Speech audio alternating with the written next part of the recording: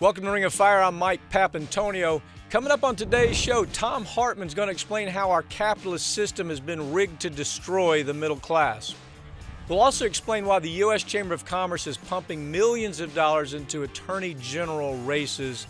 And we'll find out why Cliven Bundy's militia supporters have now burned down.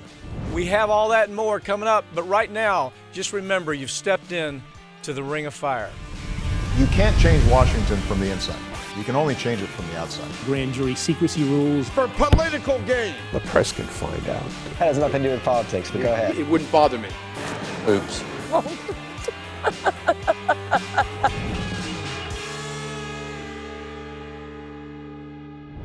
The U.S. Chamber of Commerce is pumping millions of dollars into attorney general races this year, hoping they can buy enough power to end investigations into corporate crime. If they succeed, there's going to be very little problems for their members the next time they break the law, and I have Howard Nations with me now to talk about that. Howard, you know, it's very typical of progressives to be looking at the shiny things and then having the really bad things taking place while they're not even paying attention to it. I think it was probably 2 years ago, you and I were talking regularly about the idea that the U.S. Chamber of Commerce and industry and the right wing is buying up the courts. And now they've taken it to a whole new level, and that is where now we have those same people buying the attorney generals of each state. Obviously, it's pretty clear on why they're doing that. Let's talk about it. Okay, Mike, you know, a recent example really shows what's happening in this. In the Nevada Attorney General race, the Secretary of State Ross Miller is running unopposed in a primary. And yet, 3 months before the election, $500,000 ad campaign smearing him, ad hominem attacks on him, are running 3 months before an unopposed primary. Why? Well, because it is outside money that's being put in, and it traces right back to the Chamber of Commerce because they're trying to attack him early. The Chamber of Commerce, through its Institute for Legal Reform, Howard, to me it's interesting on why this is taking place. Why are they going after the attorney generals? Other than, I mean, it's pretty obvious. I mean, if you practice law like you and I do, yeah, the attorney general is the one that goes after corporations when they commit crimes. So if you can have the hand-pick attorney general, that's a pretty good deal, isn't it? Yeah, there are two great reasons for them why they're going after attorney generals. One is AGs are laughingly called AG, almost governor.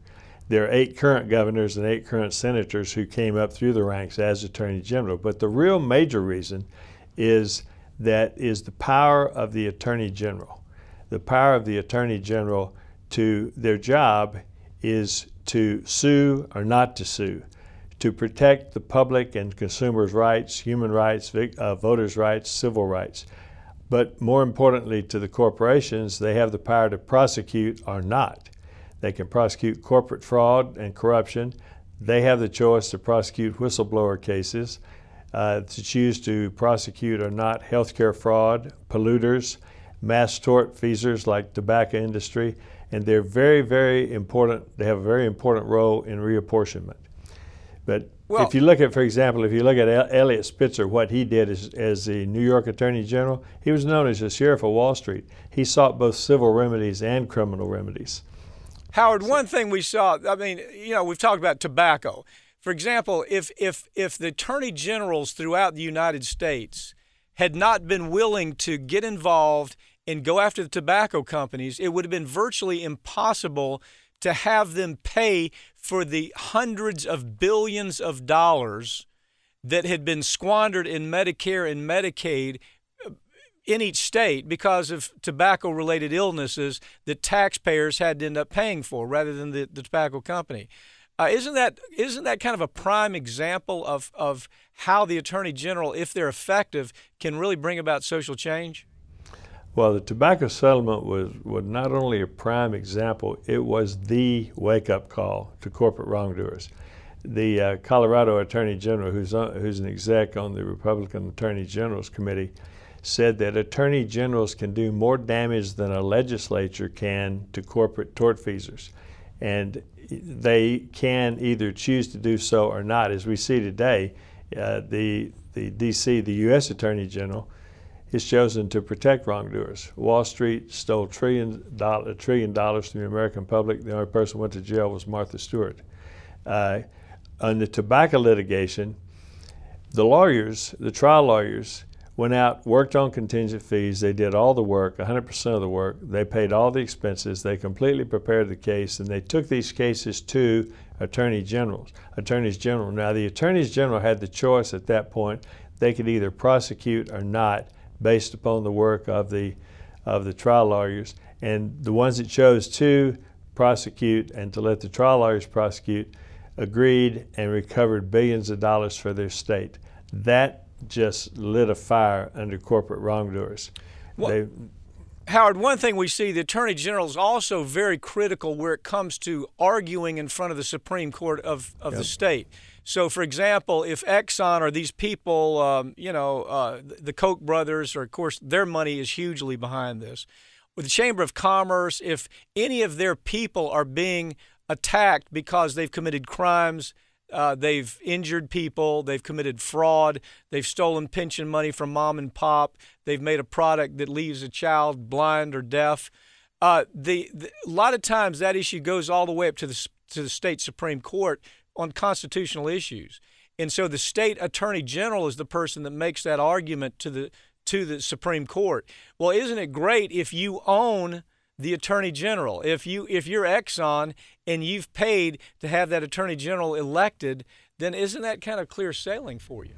Well, if you're one of the major polluters in the world, as in the Koch brothers, and you have an attorney general who can decide to prosecute you or not, that's very nice also.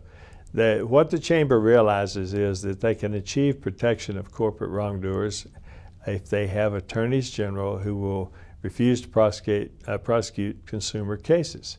And they banded together after the tobacco litigation. They formed the Attorney General's Associations, Republican and Democratic Attorney General Associations. The chamber has given 100 times greater contributions to the Republicans than to the Democrats, which tells you a lot. And the tobacco industry gave $7.5 million to the Republicans, $500,000 to the Democrats. So yeah, they're very strongly engaged in trying to buy up the attorneys general now who make the decisions as to whether or not to prosecute them. Why have progressives been so dull? Why have they been so just absolute brain dead where it comes to understanding that the U.S. Chamber of Commerce has us paying attention to House races and even the White House, where state by state people's rights are being dismantled? We can almost ignore what happens in Washington if we're under attack in our state by state. Attorney generals are out there in front of corporations. That's all the corporation cares about. So progressives have been absolutely brain dead where it comes to this issue. You know, we thought, oh, Obama was really going to be such an important race. Obama has been insignificant. He's done really very little for progressives, but state by state, progressives have been under attack through things like judge races, attorney general races. Right now, there are 31 of them that are pending. I mean, how do we turn that around, Howard? Well, it was actually turned around against the Democrats because at the time of the tobacco litigation, Democrats held the attorney general positions in the country by 3-1. As of today, Democrats have only one. They're only one ahead of Republicans on attorney general. So they've done an extremely good job of picking off attorneys general, while the progressives have slept, been asleep at the wheel, and they're now turning themselves back to the super PACs after Citizens United are now going into judicial races. The latest example, for example, in 2012, there were $30 million was put into television in judicial races, and these are almost invariably attacks on judges or on judicial candidates. And they're attacking judges even though their agenda is to have judges who will rule for them in civil cases and who will not find against them in criminal cases. Their agenda is to attack the judges on their criminal records, on the records that they have in prosecuting on criminal cases, because that's where they're most vulnerable. But they're focusing heavily now on the courts, the way they've been focusing in the past on legislatures and governorships and attorneys general. So, Howard, in your professional opinion, I mean, you know, you've been practicing law an awful long time. You've seen what attorney generals are able to do to cause harm to consumers when they're on the side or in the pocket of corporate America. If you had to make a choice, say, look, what's more important to the average voter out there? Is it something like an AG race or a judge's race, or is it more important that they put all of their time and money towards the presidency? I mean, I know what I think about it. I think the whole issue's been totally mishandled by Democrats and progressives, and in our own backyard, we're getting killed. Well, to answer your question, Mike, there's only one attorney general. In many states, there are 7 or 9 Supreme Court judges. So it's far easier to buy one attorney general who will not prosecute you, who will not protect consumers, who will not act at all on behalf of the public, but act to protect the Chamber of Commerce and its members. Much easier to get one attorney general than it is to get 5 out of 9 judges. Yeah. Howard Nations, thanks for joining us. This is a story I hope people are going to pay attention to, because it's going to have a big, big impact on politics of the future. Thank you for joining me. Thank you, Mike.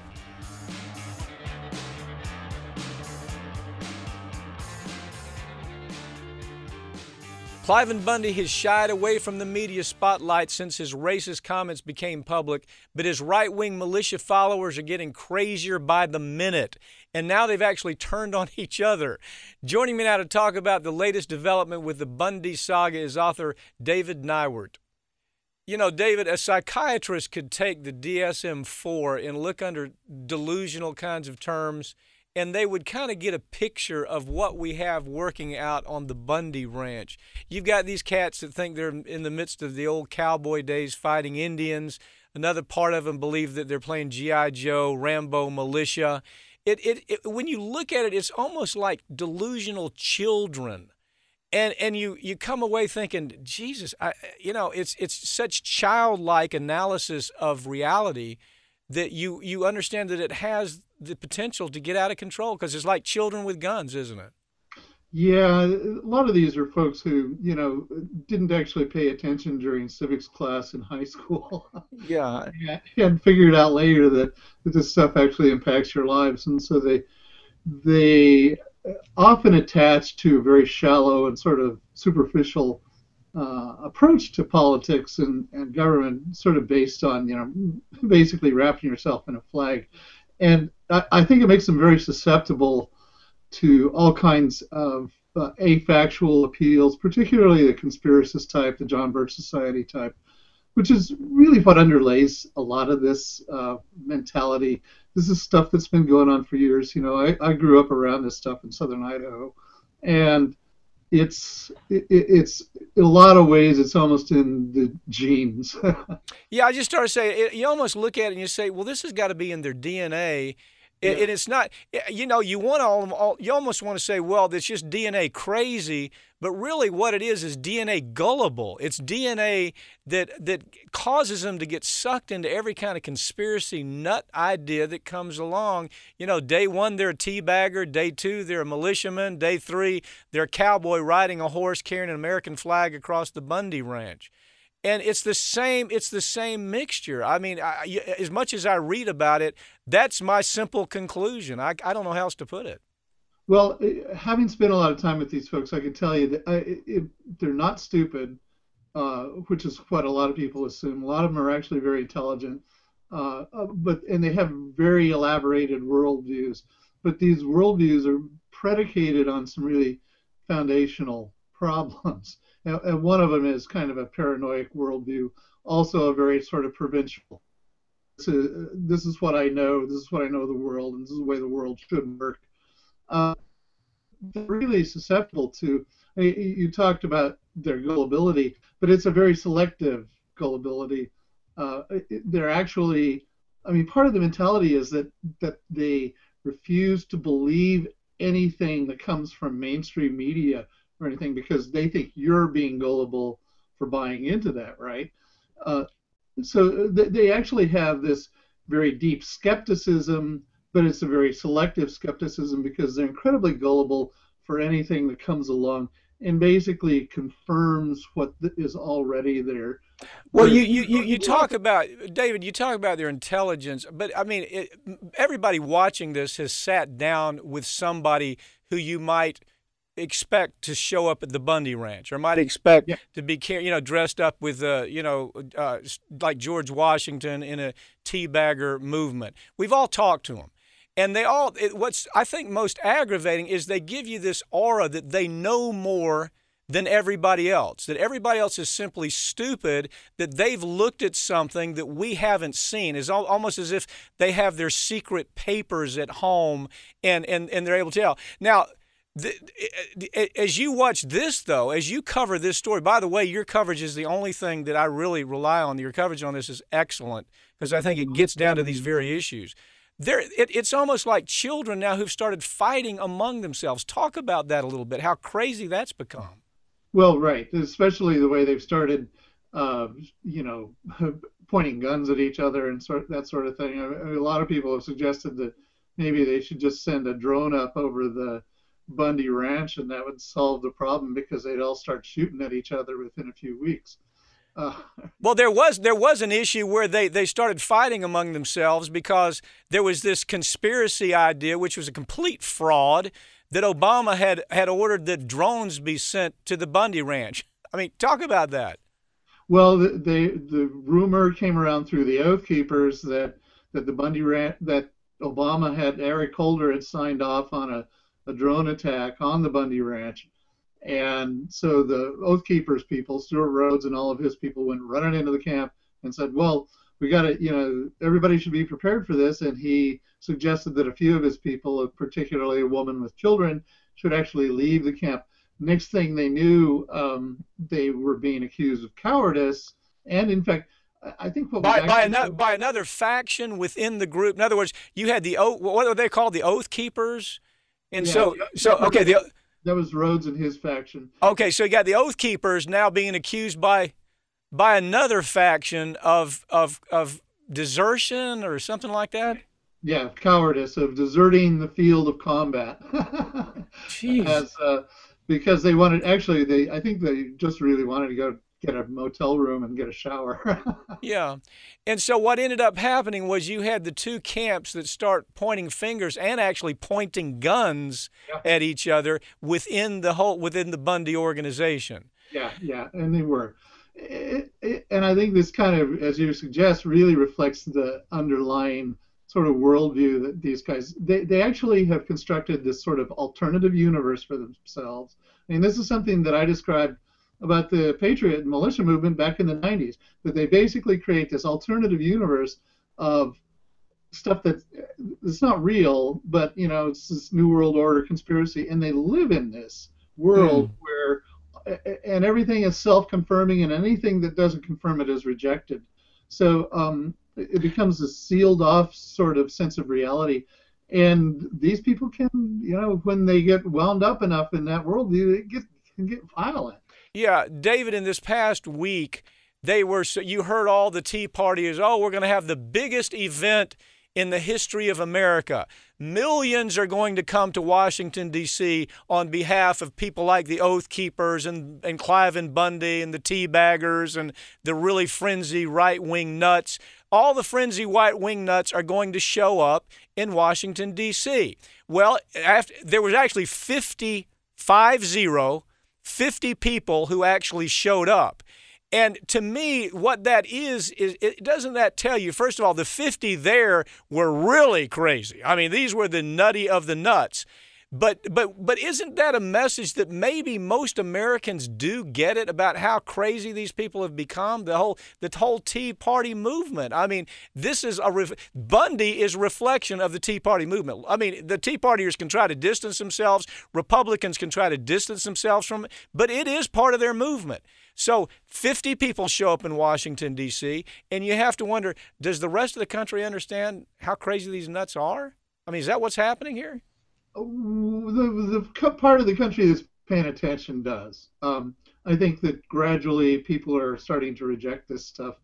I think that even very conservative people are getting really uncomfortable with how extreme the rhetoric is becoming. And mostly those folks tend to still be in denial about how radical these people are. And this is part of what the continuing aspect of this story that bothers me is that nobody is really, we had a follow-up protest 2 weekends ago in Utah, also led by the Bundy people, where they went into a site in Utah that was closed off by the BLM, rode in with their ATVs onto this land that was supposed to be protected because these were Indian archaeological sites, and they were trying to stop the archaeological sites from being degraded.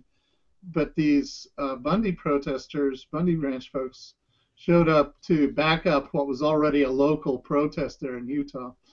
And even, those folks in Utah really wanted nothing to do with the Bundy Ranch people. They kind of broke off into separate factions, even at that protest.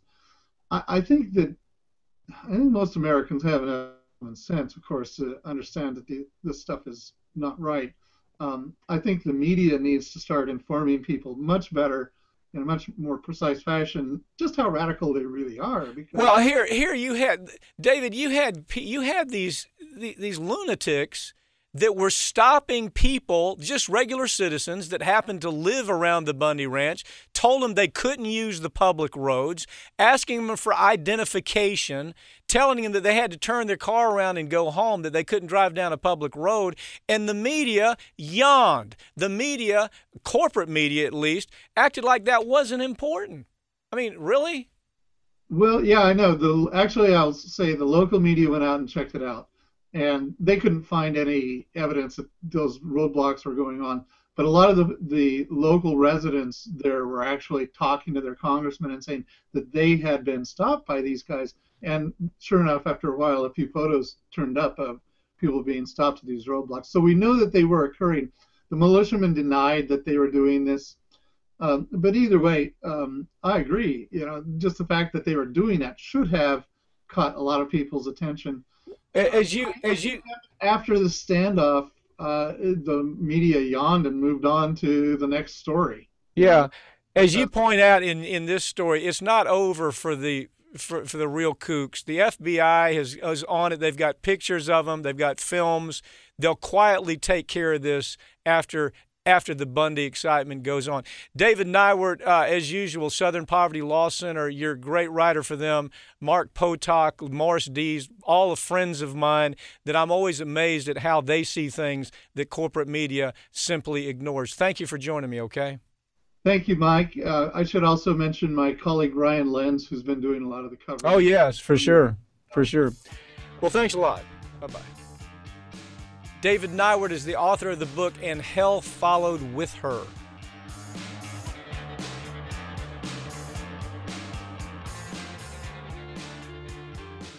The middle class is disappearing from America, and part of the reason is because the systems have become so rigged that a middle class is no longer possible.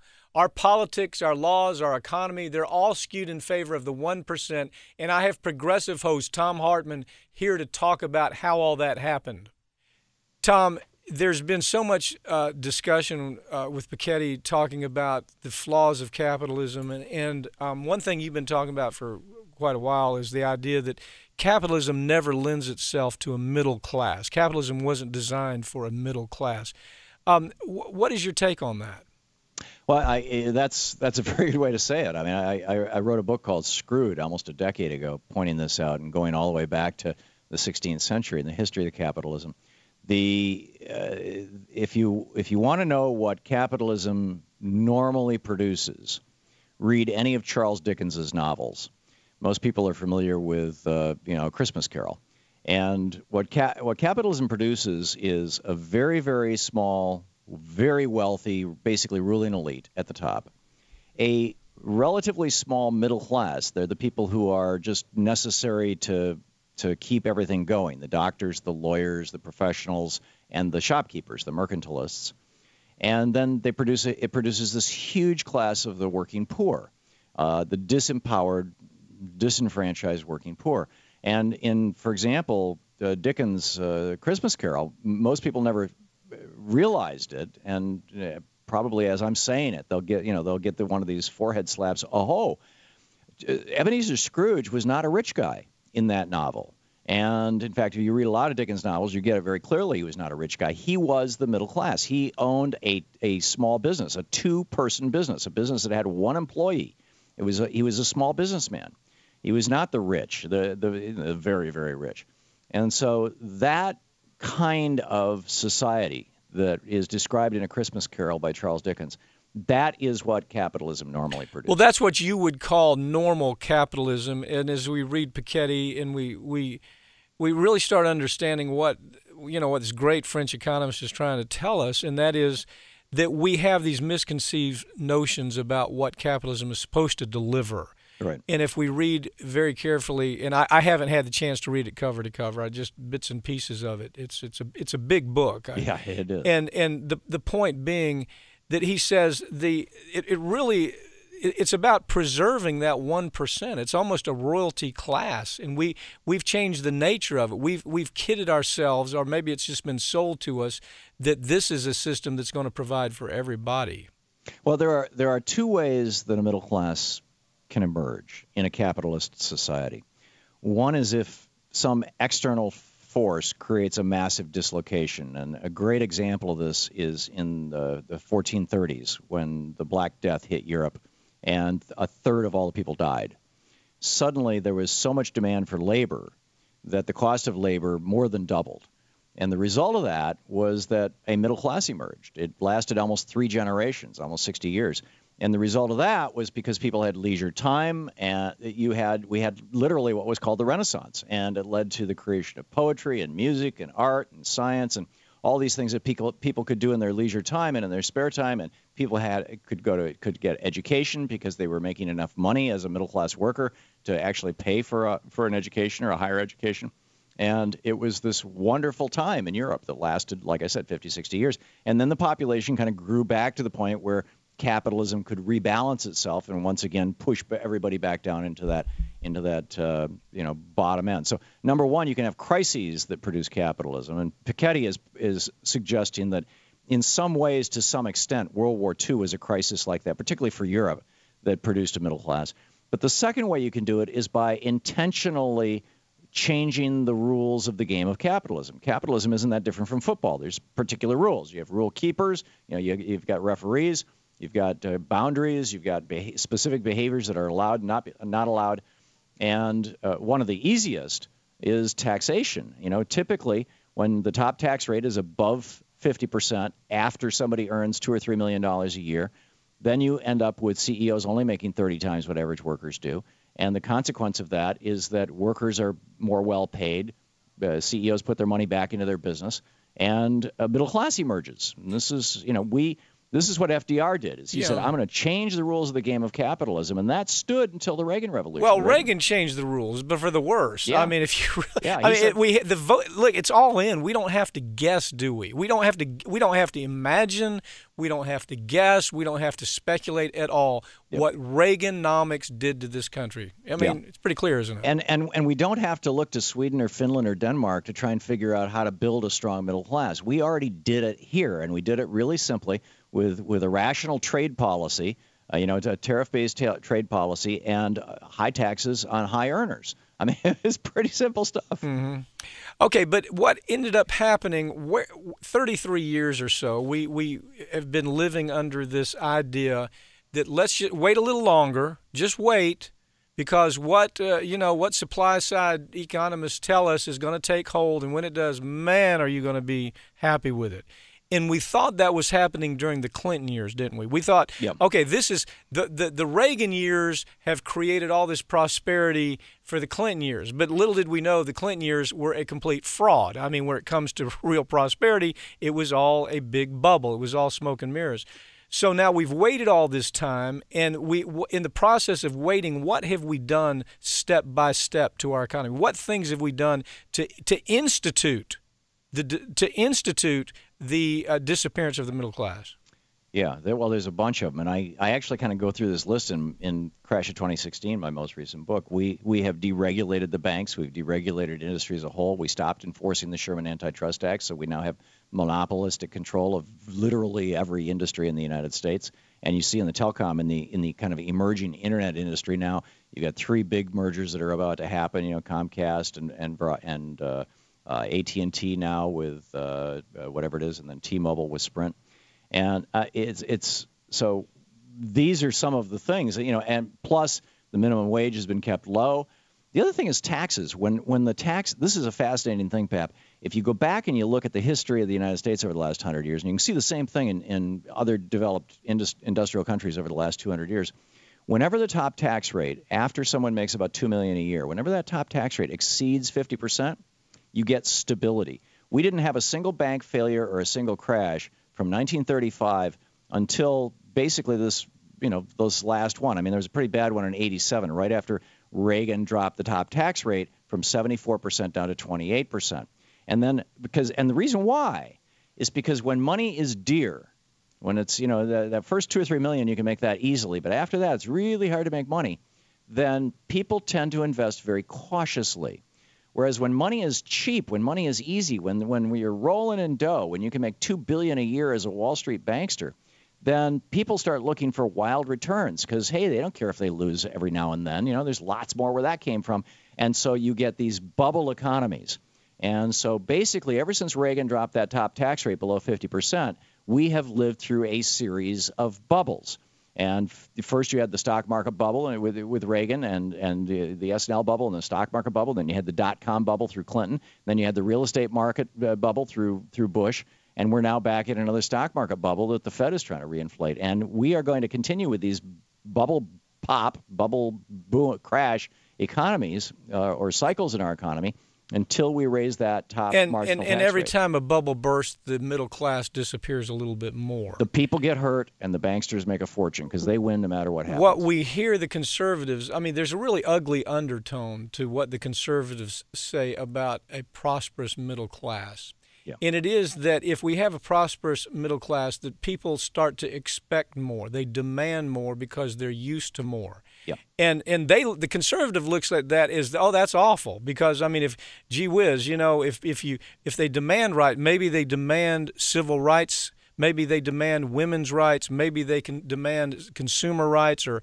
maybe they're anti-war. And the conservative dialogue is, if you give them too much, they will want more, and that's going to kill this country. If that's really kind of their bottom line when they talk about it. It's not just their bottom line, it's their Bible. Russell Kirk in 1951 or 52 wrote a book called The Conservative Mind that animated Barry Goldwater, that was Ronald Reagan's marching orders, that William F. Buckley talked about at least once a month on Firing Line. And to this day, it's still in print and still a bestseller. It's the Conservative Bible. And in that book, in 51, he said, if this trend toward a middle class continues and the middle class gets large enough and empowered enough, we are going to have social chaos in the United States. Now, Jefferson would look at social chaos and think it was a good thing. He thought America should have a revolution every 20 years. A progressive would see these as positive changes. Conservatives, Buckley famously said, a conservative is a man who stands athwart the arc of history with his hand out shouting, "Stop." Conservatives see change this as scares bad, them, right? They see they want slow, gradual change. And so what happened in the 60s and 70s as the middle class hit literally its peak in the history of the United States is women demanding rights, African Americans demanding rights, gay people. Stonewall was, I think, 1969 or 71. Gay people demanding rights, Hispanics demanding rights. There's a whole movement around that. Young people saying, hell no, I won't go off to war. You just had this explosion. And the conservatives were convinced it was the end of America as they knew it. Yeah, Richard Perlman wrote the Nixon Land, which is all about that, wasn't it? Yeah. The very idea that we should have a society where we try to work cooperatively with each other, and we try to say, okay, well, we can all do better together. That's very scary to the conservative mind. Well, it is. They see it as a zero-sum game. Yeah. If they. Yeah. Thom Hartmann, you've written more great books. We're going to have them up on our site with this interview. You have a segment called Great Minds. Somebody has to interview you on want that said. Bless you, Bob. Thank you. Thank you very much, Thom. Thanks so much for having me.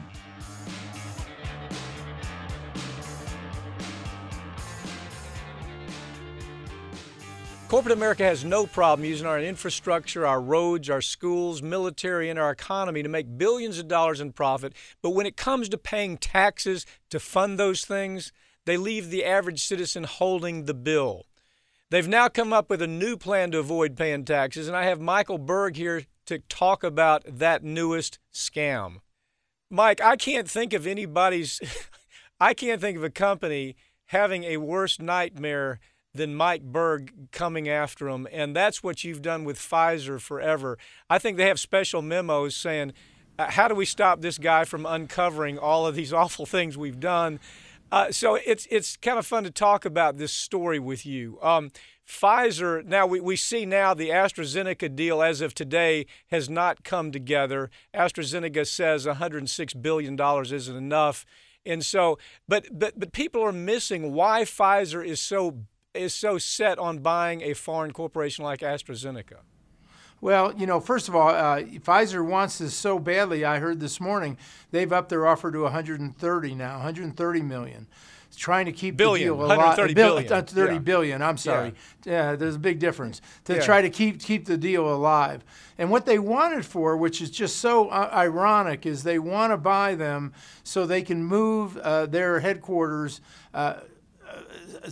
strategically, not really move their headquarters. They're going to stay in New York, but strategically have a company that's now going to be a British company to try to save money on taxes, to lower the tax rate somewhere between 5 and 6%, which is hilarious considering all the tax breaks they get here, which include, $73 billion in profits and paying nothing for those offshore profits here in the United States.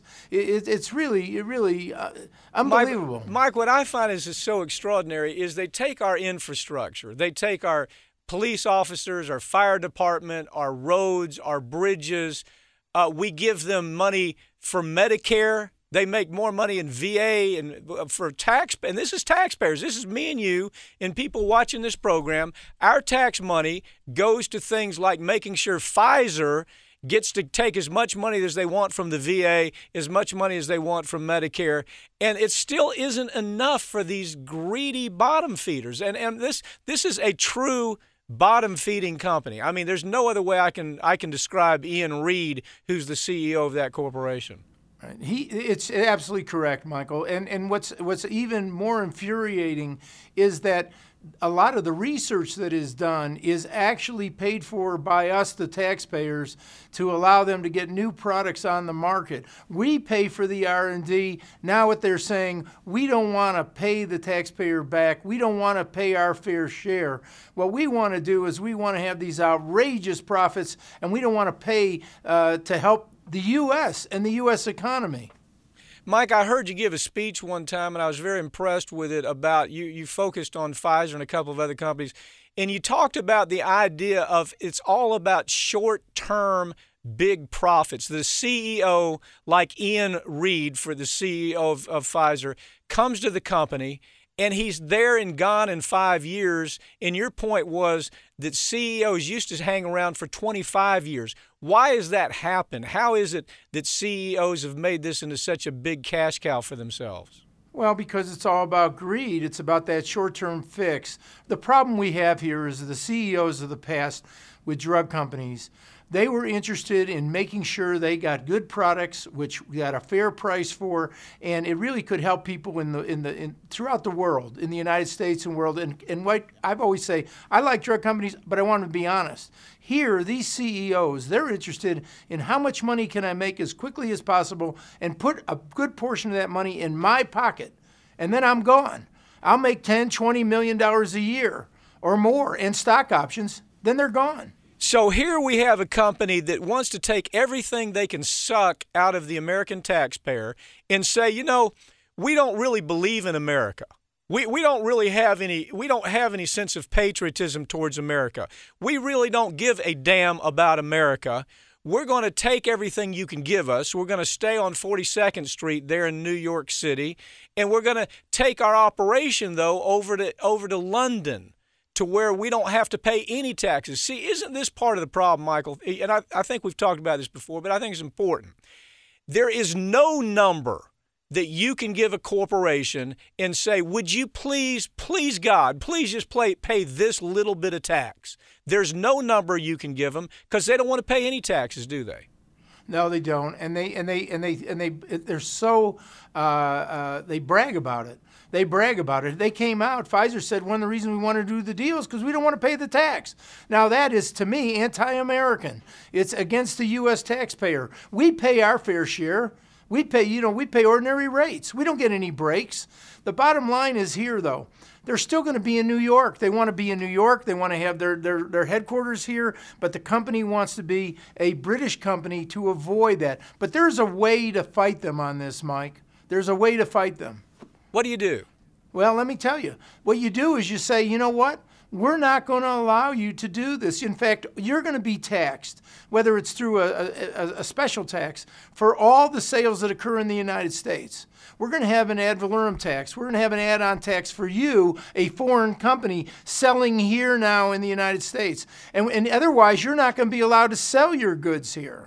And we know we're the largest market in the world for Pfizer and all the other giant companies. And if Congress would just pass that law and say, we're going to punish you, people that are leaving the United States, going abroad, and coming in here and selling your products, we're going to hit you with the tax. Well, Mike, couldn't we also just say to them, all these government contracts you have with the VA, kiss those goodbye. All of these government contracts you have to sell for Medicare, kiss them goodbye. Kiss goodbye this prohibition, and this is remarkable.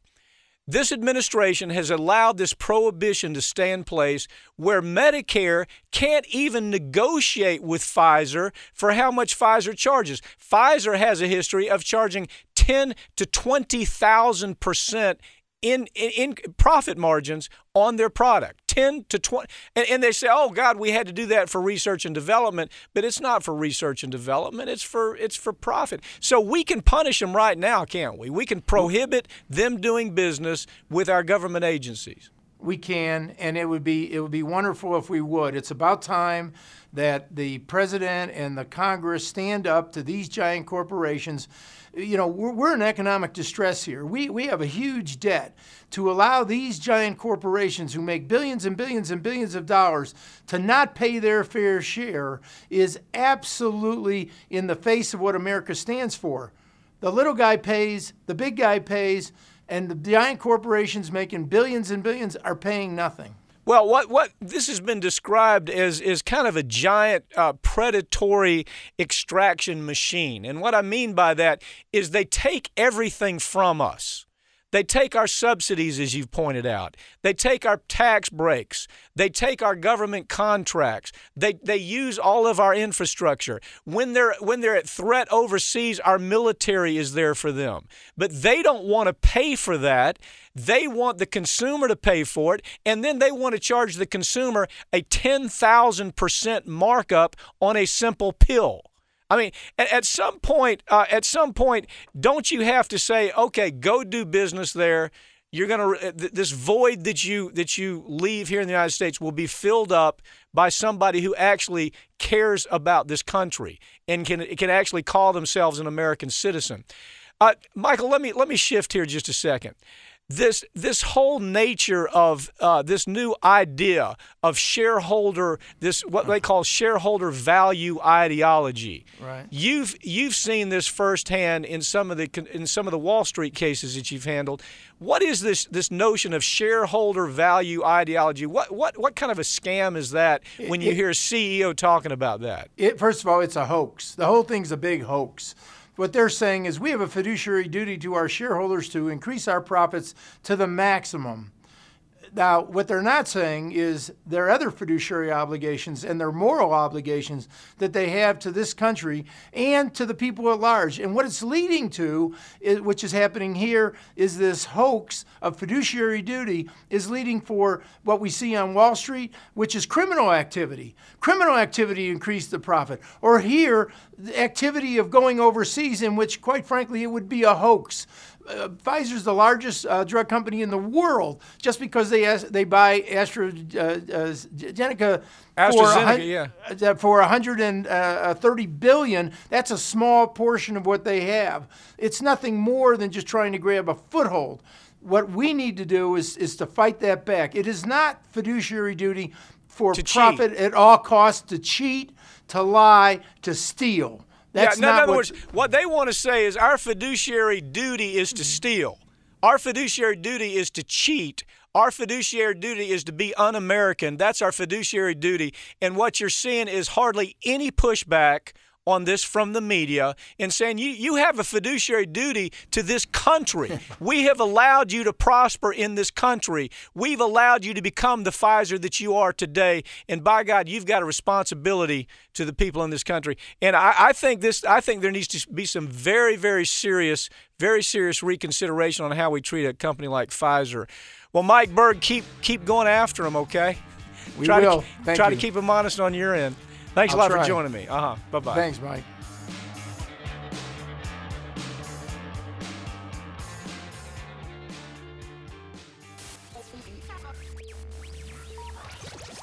So, Pap, we talked a little bit about last week I was talking a little bit about how the Tea Party, some of the major Tea Party groups are raising a ton of money and not spending on anything except for their own consulting fees. None of it's going to their candidates.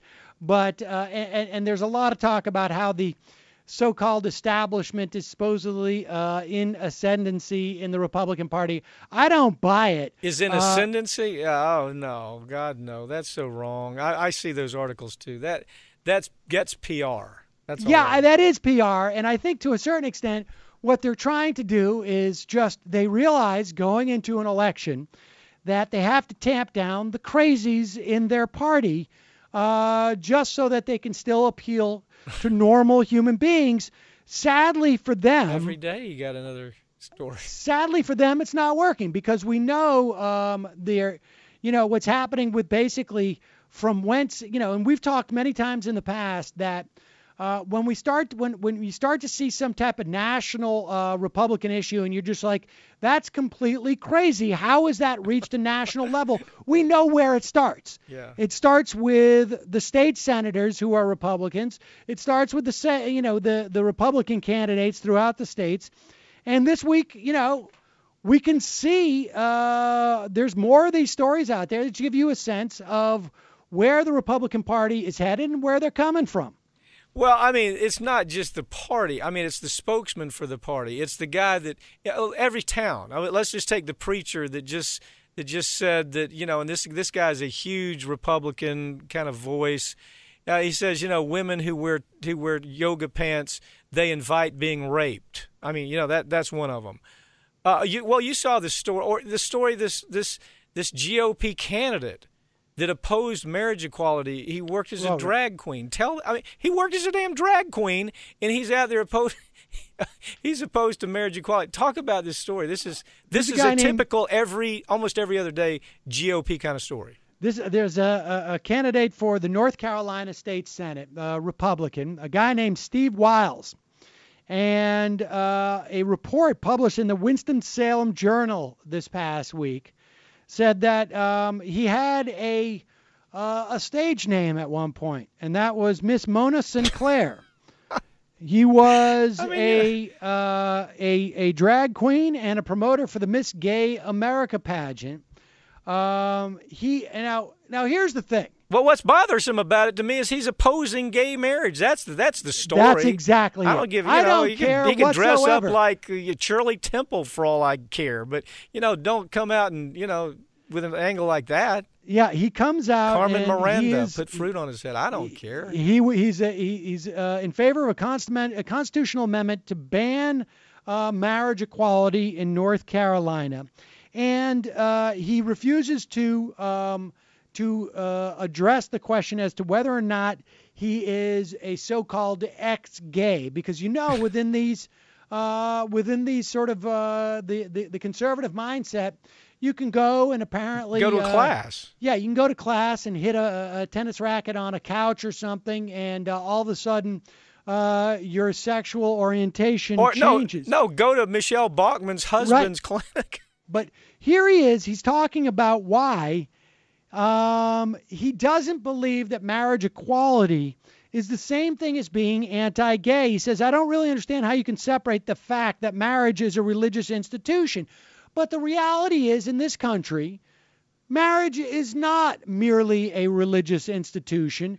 It is an institution recognized by the state that offers literally over 1,000 new rights that you get if you are married. Now, if this guy comes out and he says, I want a constitutional amendment that says that the state can only promote, civil partnerships, and marriage is only something that can be bequeathed upon you by a religious institution, but when you go down to get a marriage license, you're not getting it from the church.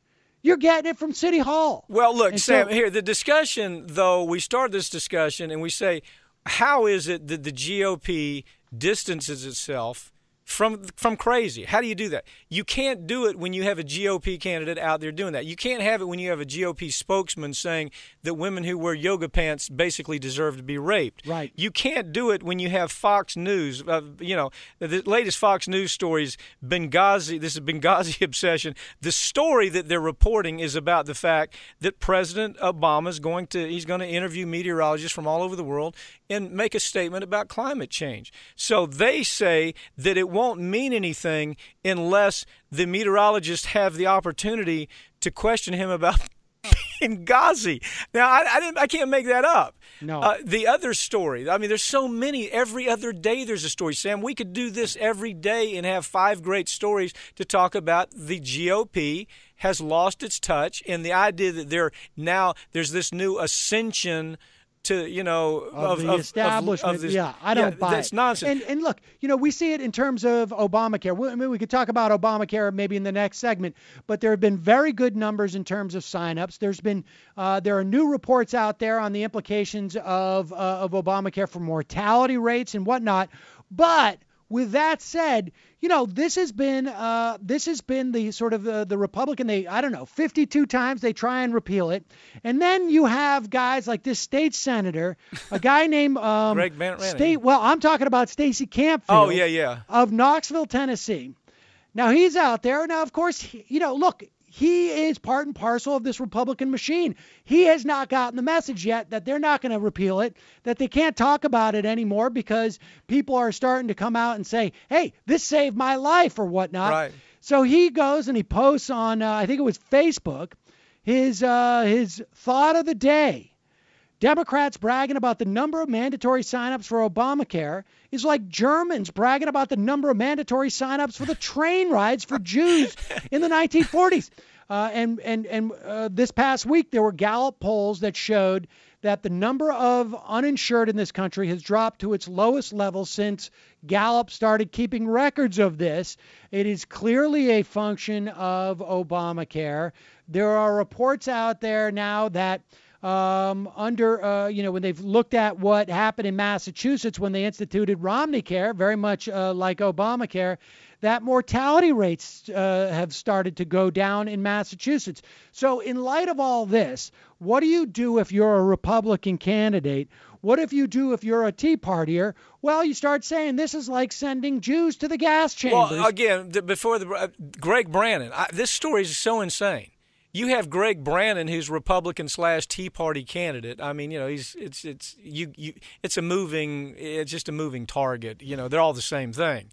But what ends up happening here is you've got him saying, "Oh, I've really analyzed all this. I'm a smart guy." And we should say this guy is a Republican candidate for U.S. Senate. Yes, North Carolina. And so he says, "I've analyzed this, and I'm really, really a smart guy." And what I've come up with is I've come up with the idea that I've proven that there is a death penalty, a death panel built into Obamacare, and we can show you that. He goes off talking about this is great, just like we did in 1866. he says a slave is a piece of property, a human being with inalienable rights.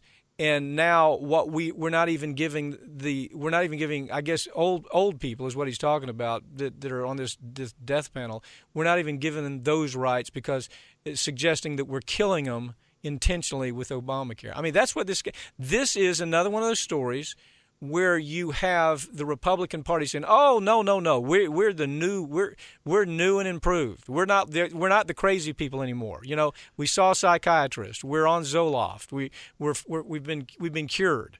Well, this is a story like that's every day. I mean, every day there's a we Greg should say Brannon. The death penalty he's talking about is something called the Independent Payment Advisory Board. Right. It's a 15-member independent government agency that looks for inefficiencies in Medicare payments. And so because they run basically the biggest insurance company in the country, that is Medicare, they look and see and they say, hey, you know what? These treatments, they don't work because we see a recidivism rate. We're not going to reimburse for these treatments at the rates that we've been reimbursing. That's all it is. It's just absurd. And the notion that constitutes a death panel, well, he should call up his private insurance companies and say, hey, you know how you're not reimbursing me for X, Y, and Z? That's a death panel too. It's just absurd.